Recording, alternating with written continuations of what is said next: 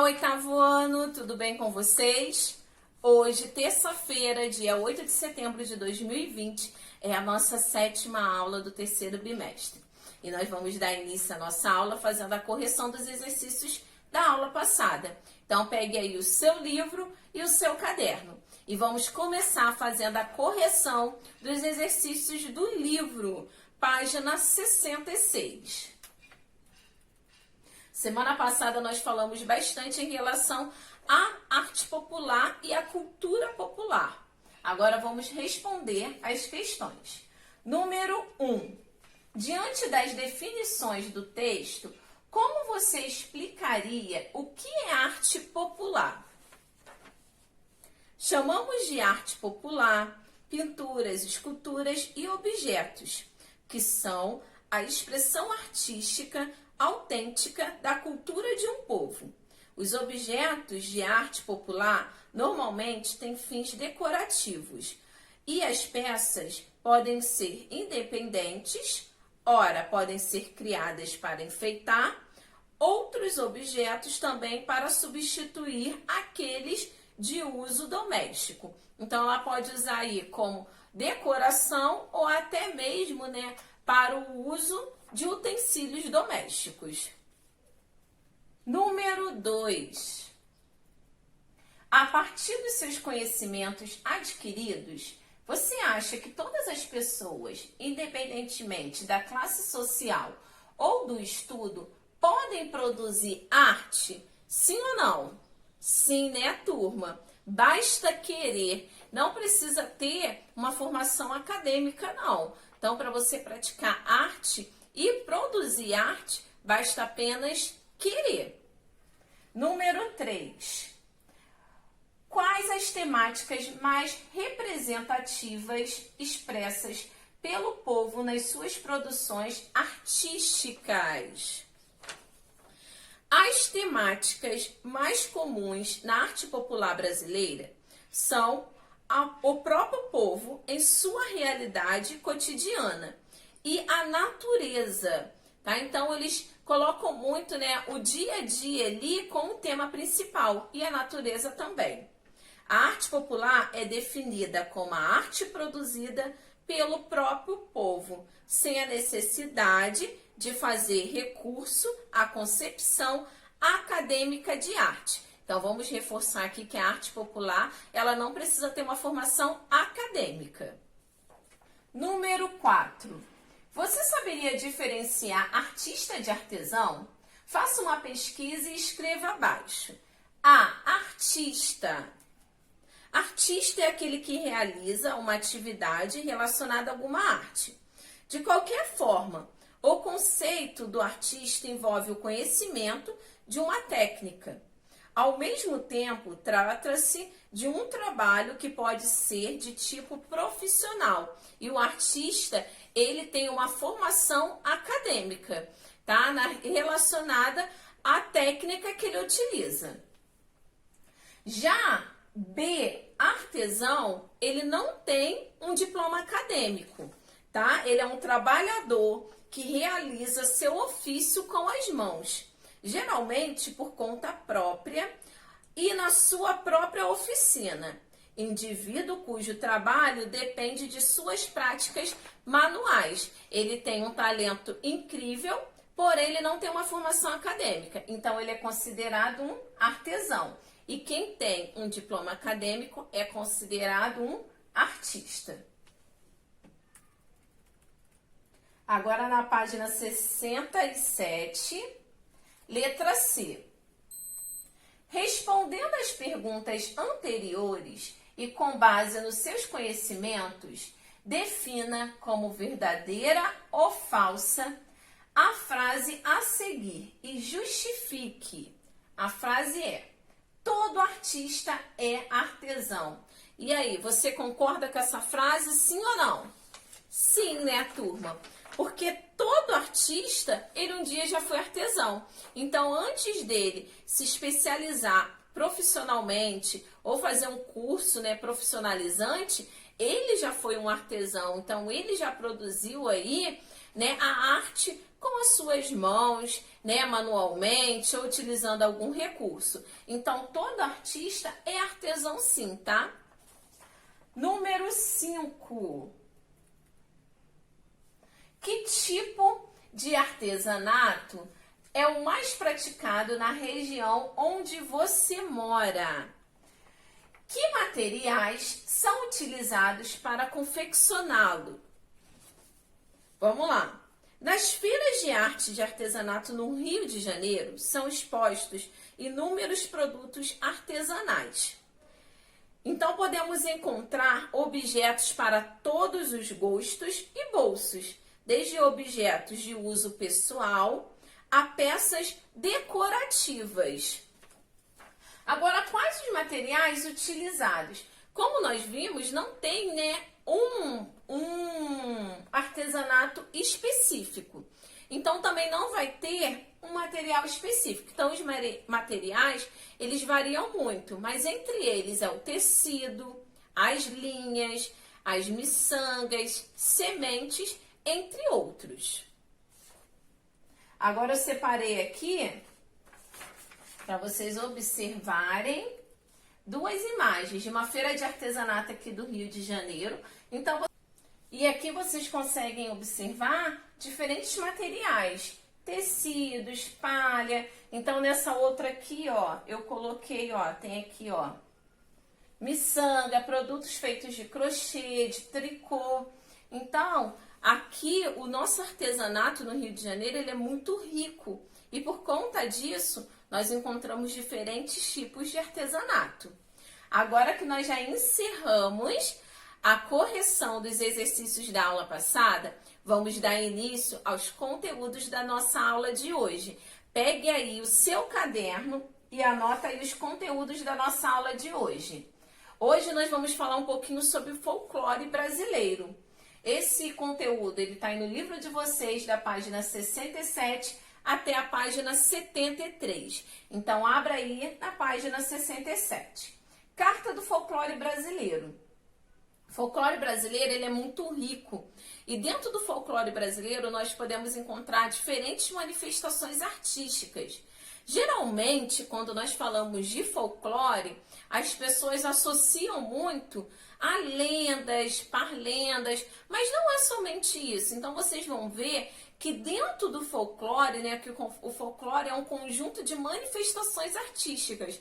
E essas manifestações, né, são de diversas áreas. Então, você consegue encontrar dentro das linguagens, dentro da música, do teatro, diferentes manifestações. E hoje nós vamos aprender um pouquinho. E também dentro da dança. Então, o folclore, a importância do folclore como parte do legado cultural e da cultura viva, é um meio de aproximação entre os povos e grupos sociais e de afirmação de sua identidade cultural. Então, dentro do folclore, nós vamos aprender muito sobre a cultura do nosso país. Agora vamos falar um pouquinho sobre as características de cada manifestação que está aí dentro do folclore. Primeiro, vamos começar falando sobre as linguagens, ok? Dentro das linguagens, nós podemos encontrar a parlenda. Parlenda é um conjunto de palavras organizadas de forma a produzir um fraseado sonoro e ritmado. Pode ser rimado ou não. A parlenda nasce do linguajar popular e pode ser usada para divertir ou ensinar. Então, eu vou dar agora um exemplo de parlenda. Um que eu tenho certeza que vocês conhecem, né? Que é 1, 2, feijão com arroz. 3, 4, feijão no prato. 5, 6, repito outra vez. 7, 8, comer biscoito. 9, 10, comer pastéis. E aí, vocês sabiam que essa leitura que eu fiz é de uma parlenda? Então, se você não sabia, agora você sabe. Um exemplo de parlenda.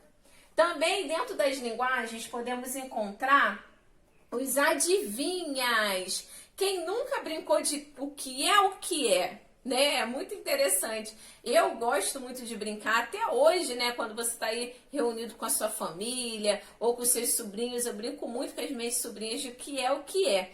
E adivinhas são uma forma lúdica de enigmas populares, nas quais a enunciação da ideia ou do fato está envolta numa alegoria a fim de dificultar a descoberta. Então você vai dando ali pistas para descobrir o que é, né? Geralmente começa como? Que é o que é. E agora eu quero fazer aí com vocês, né, um adivinha. O que é? Que só anda com as pernas nas orelhas. E aí, vou dar um tempinho para vocês pensarem. Vou repetir. O que é? Que só anda com as pernas nas orelhas. Tenho certeza que você sabe. Vou dar a resposta. Se você falou óculos, você acertou. Isso aí, ó, aqui, ó, né? Que anda aqui com as pernas nas orelhas.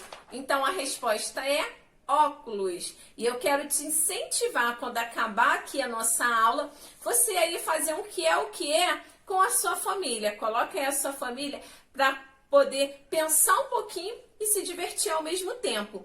E, gente, atualmente a televisão tem dado um grande apoio para a divulgação dos adivinhas. Trava-língua são frases de difícil pronunciação que devem ser repetidas rapidamente em voz alta. Eu confesso a vocês que eu tenho dificuldade, né? Trava-língua é muito difícil, você tem que praticar bastante. Eu separei um aqui, eu vou tentar falar e eu quero que vocês tentem aí também, ok? É a do sapo. Olha o sapo dentro do saco, o saco com o sapo dentro.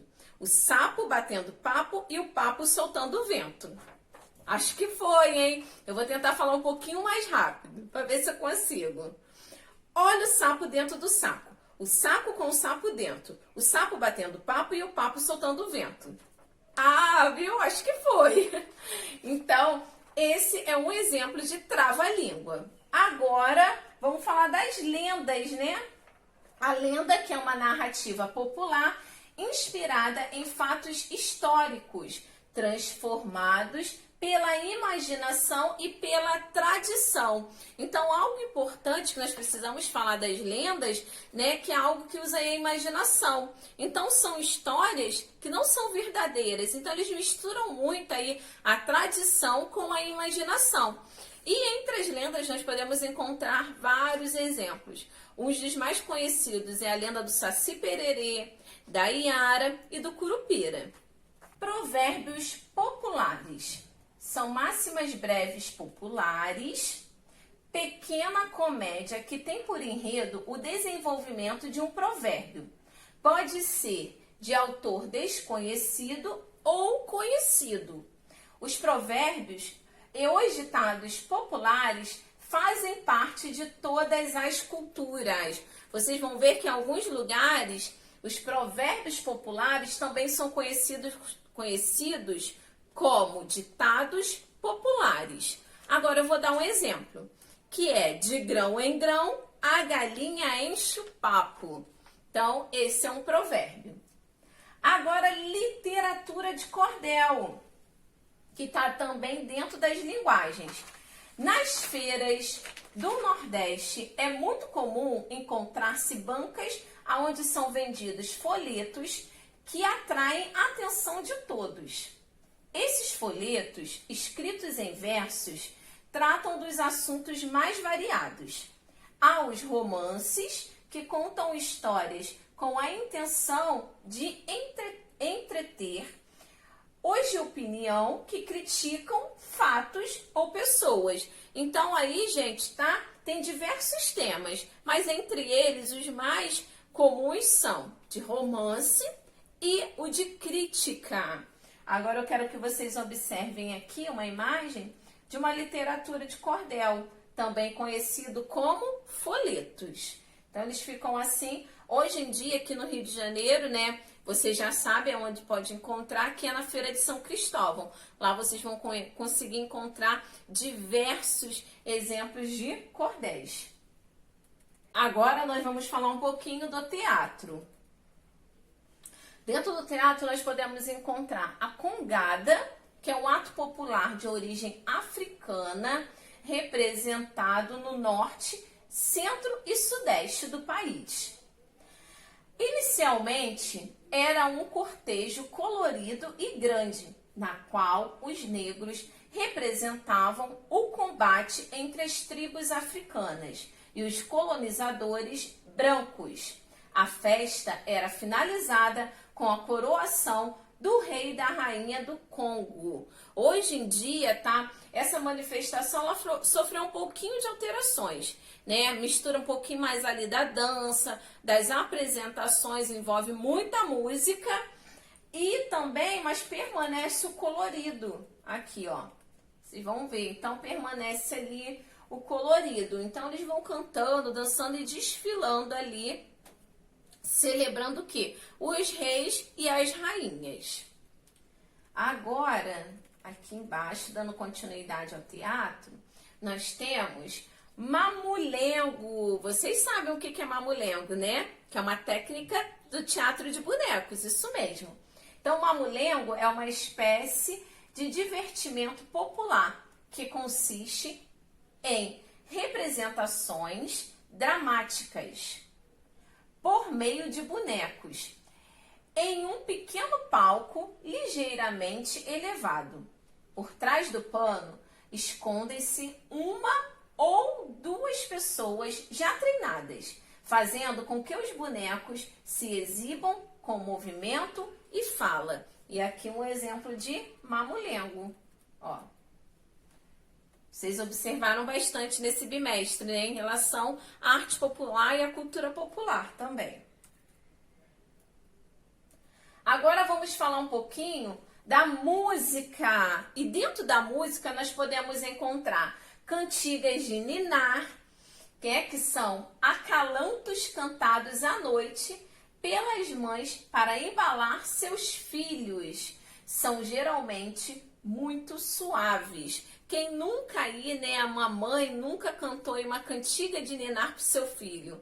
Eu particularmente canto para o Moisés, a minha sogra também costuma cantar muito e funciona, porque ele dorme rapidinho. E também temos as cantigas de roda, né? Durante a nossa infância nós brincamos muito com cantigas de roda. Nas cantigas de roda, cirandas ou brincadeiras de roda, as crianças formam uma roda de mãos dadas e cantam melodias folclóricas, podendo executar ou não coreografias acerca da letra. Quem nunca brincou aí de roda com seus amigos, né? Agora vamos falar um pouquinho das danças folclóricas. Nós temos o samba de roda, que é um estilo musical tradicional afro-brasileiro, associado a uma dança que, por sua vez, está ligada à capoeira. Então, no samba de roda, vocês conseguem encontrar diversos passos que fazem referência à capoeira. É tocado por um conjunto de pandeiro, atabaque, berimbau, viola, chocalho e acompanhado por canto e palmas. Agora, turma, vamos observar um pouquinho aqui, ó, samba de roda, uma apresentação. Então, geralmente é feito no espaço público e ali envolve, né, aqui as mulheres colocam uma roupa bem colorida, acompanhada aqui dos homens, cada um com seu chapéu, uma roupa colorida também, geralmente da mesma estampa, né, que as mulheres, e utilizando vários instrumentos musicais. Agora vamos falar um pouquinho sobre o frevo, que é um ritmo pernambucano, derivado da marcha e do machixe.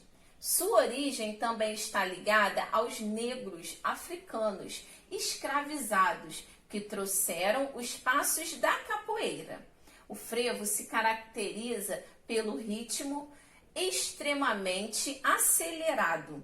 Muito executado durante o carnaval, era comuns conflitos entre blocos de frevos, em que capoeiristas saíam à frente dos seus blocos para intimidar blocos rivais e proteger seu estandarte. Então, era comum eles fazerem essa brincadeira, mas o que estava acontecendo? Os conflitos, eles estavam se tornando reais. Então, acabava mesmo com pessoas machucadas, acontecia realmente brigas. Então, essa parte aí do frevo foi, não acontece mais, e hoje em dia é uma dança muito forte a presença dela no Recife, em Olinda, em Pernambuco, e hoje em dia ela alcançou vários estados também. E o frevo se tornou o quê? Muito divertido e muito alegre. E a junção, não se esqueça, da capoeira com o ritmo do frevo, nasceu o passo do frevo. Então, quem quer dançar aí o frevo pode dançar, só precisa ter disposição, porque é um ritmo bem acelerado. Agora vamos observar aqui uma imagem de uma apresentação de frevo. Então, eles utilizam a roupa bem colorida e usam acessório, tá? Que é obrigatório, que é o uso de uma mini sombrinha aí na mão para poder ter o equilíbrio na hora de dançar. Próxima dança é o baião, dança e canto típico do Nordeste. Inicialmente era o nome de um tipo de festa em que havia muita dança e melodias tocadas em violas. Esse gênero musical, que era restrito ao sertão nordestino, passou a ser conhecido em todo o Brasil, por intermédio do sanfoneiro pernambucano Luiz Gonzaga, quando gravou, em 1946, seu primeiro grande sucesso, Baião. Então, baião é um tipo de dança, que ganhou aí, conseguiu encontrar espaço, não só no Brasil, mas no mundo inteiro, através de Luiz Gonzaga, que fez o seu grande primeiro sucesso, que tem como nome a música Baião. Agora vamos observar aqui as características dessa dança. Aqui, ó, bem colorido, e eles costumam usar muito lá no sertão, é uma dança muito típica, lá no sertão de Pernambuco também. E aqui, ó, elas colocam roupas de couro, lembrando ali mesmo os cangaceiros. Próxima dança é a catira. É uma dança folclórica brasileira, originada da mistura entre as culturas africana, espanhola e também portuguesa.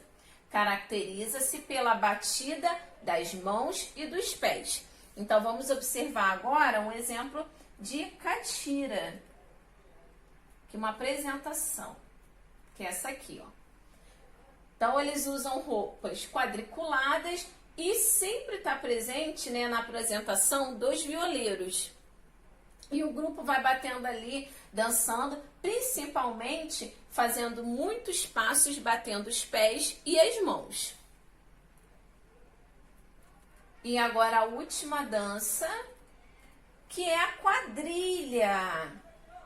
É uma tradição folclórica e cultural introduzida no Brasil no início do século XIX, com a vinda da Corte Real Portuguesa e com várias missões culturais francesas que estiveram no país na mesma época. E hoje em dia a quadrilha é um tipo de dança que ela é feita no Brasil inteiro, tá? Então, na época de junho e julho é muito comum ter as apresentações de quadrilha. Eu tenho certeza que você já assistiu alguma apresentação de quadrilha. Mas vamos aqui, ó, relembrar. E nas apresentações, de quadrilhas tradicionais, sempre tem quem?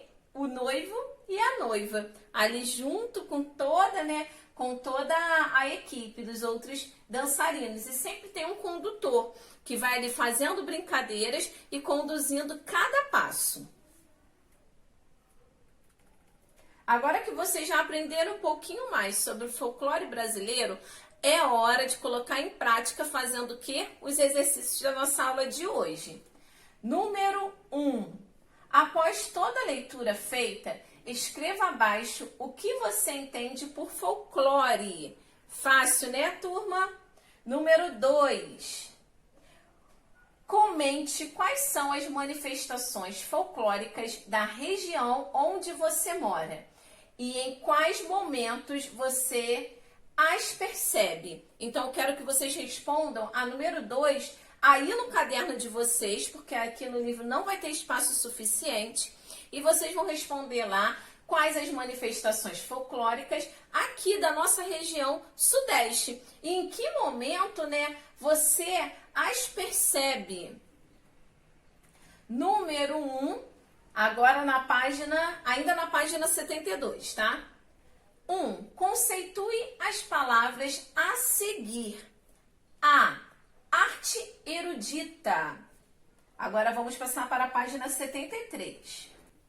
B. Identidade coletiva. C. AB. E D. Gong. Turma, por hoje é só. Nos vemos semana que vem. Faça seus exercícios sempre com muita atenção, muito capricho e muita dedicação. Uma terça-feira abençoada. Fiquem com Deus. Até semana que vem.